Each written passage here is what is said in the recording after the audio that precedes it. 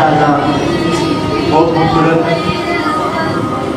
आज की ये अजीज़ और बड़ी रूहानी वजदानी महफिल सजी और हज़रत साहब हज़रत अल्लामा मौलाना फाज़िल जवान फाज़िल ज़ीशा जनाब हज़रत अल्लामा ज़ीशा अज़ीज़ साहब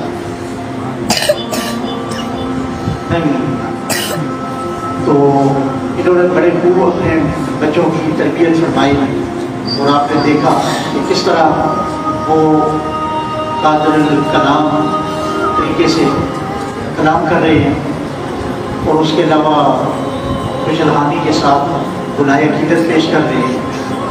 तो ये बच्चों को आप जितना मस्जिद के साथ वाबस्ता करेंगे यकीनन उनके अंदर इश्क़ मुस्तफ़ा सल्लल्लाहु अलैहि वसल्लम की खुशबू महक और उनके अंदर तड़प पैदा होगी और ये तड़प जो है इसको लेने के लिए हमारे यहाँ मसाजिद और मदारिस और हमारे उलमाए इकराम हैं जो बुद्धि की सूरत में बच्चों के दिलों में बच्चों के ज़ुबानों में बच्चों के अंदर जो है वो उन्हें बुला रही है। मैं लंबी चौड़ी बात नहीं करूँगा। नबी पाक सल्लल्लाहु आप जब हिजरत करके मदीना मुनव्वरा जब आप हिजरत की रात गए गल बड़ी सुनो तो जाते हुए आपने उम्मे माबद के यहाँ या आपने बाजू में होगी उम्मे माबद एक खातून थी जिनके यहाँ आप थोड़ी देर ठहरे। उस ठहरने का की वजह क्या थी कि थोड़ा सस्ताने के लिए सफ़र लंबा है तो उस सफ़र में सस्ताने के लिए वहाँ थोड़ी देर ठहरे तो आप वो खातून के उनके घर वाले जो हैं वो बकरियों का टेबल लेकर कुर्ब जवार में उन्हें चराने के लिए गए हुए थे। वो खातून अकेली घर में थी और उनके पास खाने के लिए भी कुछ माकूल इंतज़ाम न था। एक फ़कत बकरी जो कि खुश थनों के साथ वहाँ खड़ी थी तो सरकार ने फरमाया कि अगर आपकी इजाज़त हो तो इस बकरी को आप लो लें उसका दूध ले लें।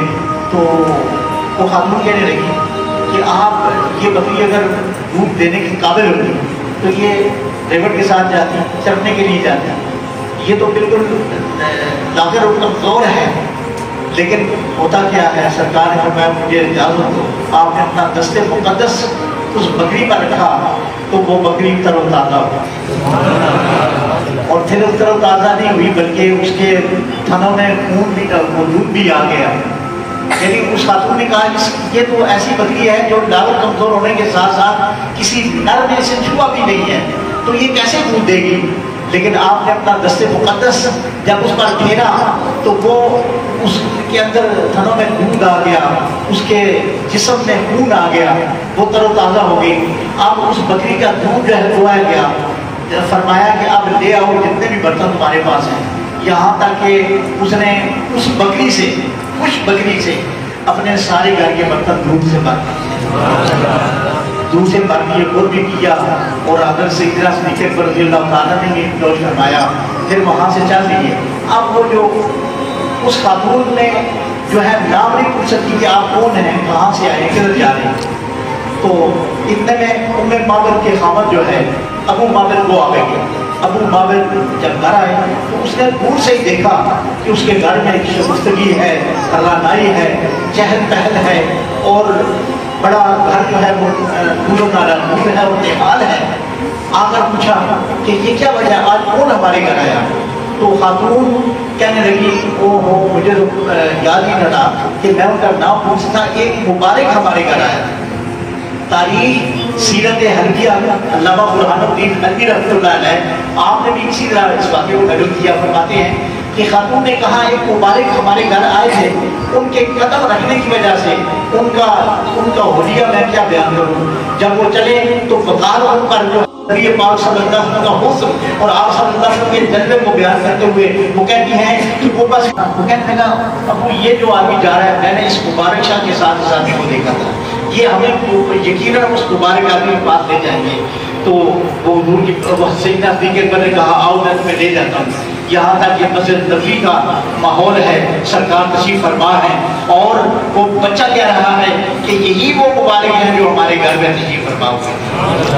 اب وہ نبی پاک صلی اللہ علیہ وسلم سے ملے اور جناب اسلام لائے.